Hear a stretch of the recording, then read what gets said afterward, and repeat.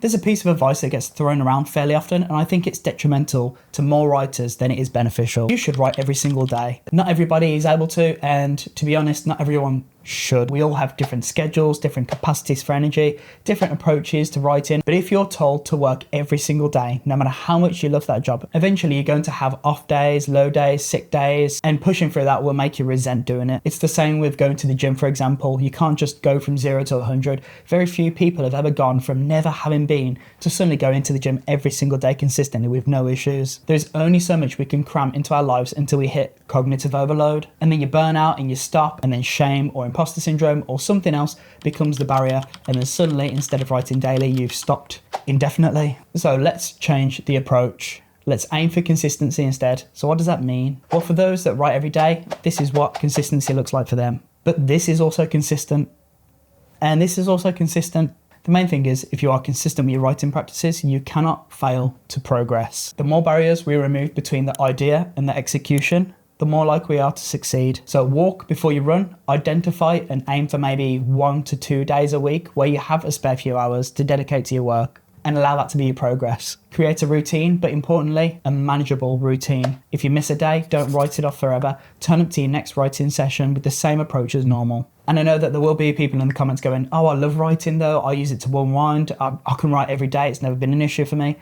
That's fantastic. If you can do that, that's amazing. That is a fantastic approach, but it doesn't work for everyone. And perhaps you had to build up to that. So it's great to practice and learn how to be flexible as well, so that we can offer advice to our friends that don't have the same time or mental capacity for it. You may find it beneficial to create a writing mindset too, which is a place that you can return to often that is specifically for that task of writing. So maybe you write at the dining room table or a desk in your room each time. For me, I've got this nice office, so I can come here on the evenings. I'm going to write, turn off my Wi-Fi and just lock in at the same spot, with the same playlist, the same snacks, the same drinks every single time. It's away from the house, so I have no distractions, no cats, dogs, postman, Amazon deliveries, any of that. And it's accountability, because once I turn off that computer and go home, I can't go back to it. I don't scroll for memes, I don't do anything else until I'm away from that spot. So it's always in use at that time for that sole purpose. It's about creating those writing habits and those writing hygienes that you come back to each time. And different people use it different ways. I have a friend who does a lot of traveling for work, and she absolutely loves writing, but she doesn't have time to do it. So I told her about this approach,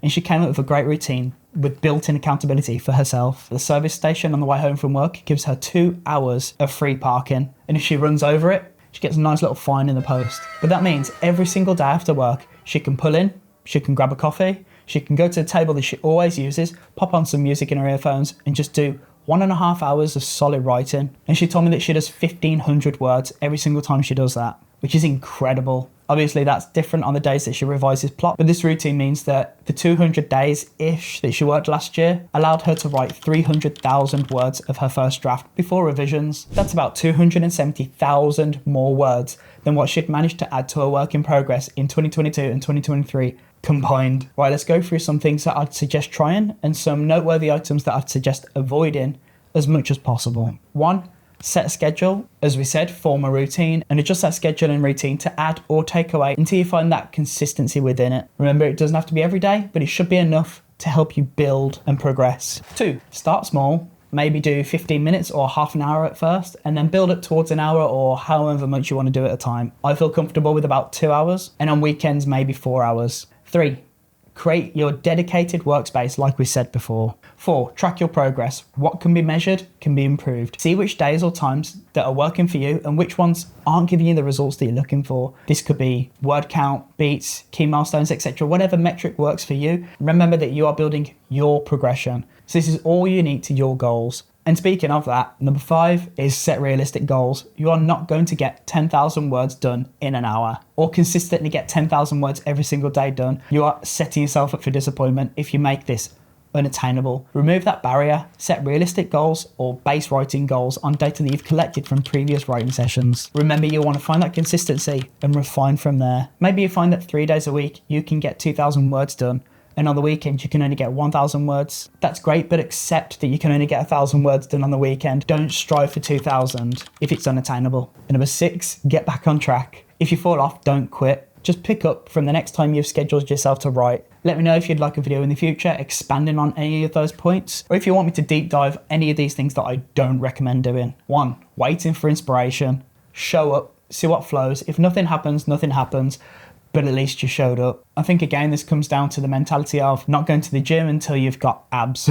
Show up and then you'll get them faster than if you just sat at home hoping that abs or words are just gonna pop onto you or the page. There's no point sitting and hoping that inspiration will just strike you at random. Build discipline in yourself, not once. Instill positive habits. Small, consistent habits like we've been talking about, because habit stacking leads to success. 2, this works for some people, but personally, I suggest you don't edit as you write. Save it for another session, especially in the first draft. It means that as you review, you can clearly see how much you write in a given time frame rather than multitasking. 3, don't overcommit, but also don't be overcritical of yourself. Show up and just treat the moment as it is. There is no pressure for you to do anything beyond just have a little faith in yourself and your abilities. 4, don't compare yourself to the big name writers. Yes, Brandon Sanderson can bash out thousands of words in his daily, but that's his job. That's his moneymaker. And when it wasn't his moneymaker, he was writing during the graveyard shift at a hotel. So he found himself that regular time frame and location to focus on writing. 5, a tough one, but try to get people to respect your space. You're working towards something, and it's okay to say to your family, look, hey, I need to focus on this for an hour. The best way you can support me is by keeping an eye on the dog, answering the door, taking the parcels in. Remember, people are rooting for your success, so they're happy to invest time in you. 6, don't excuse yourself as a perfectionist or with writer's block. Use timers, do sprints, maybe focus on a different chapter or take on a writing prompt. Don't aim for perfect, especially in the first draft. I used to say I was a perfectionist up until I realized it was a mix of my OCD and the fear of judgment. Your first draft is meant to be sloppy. It's meant to be messy. Deal with it. Everyone's first draft is messy. Write what you like and refine it later on. Okay, so with that in mind, how are you going to build your writing habits and your writing process? I would genuinely love to hear it. So comment here below, how many days are you aiming for? How many words or chapters, etc. I had a lot of comments on this video up here. So if you want to read some of them and find out how you can speed up your routine, then go on that. But that community advice was incredibly beneficial to me. If you want to see any other topics too, let me know. And until then, take care, creatives. See you soon.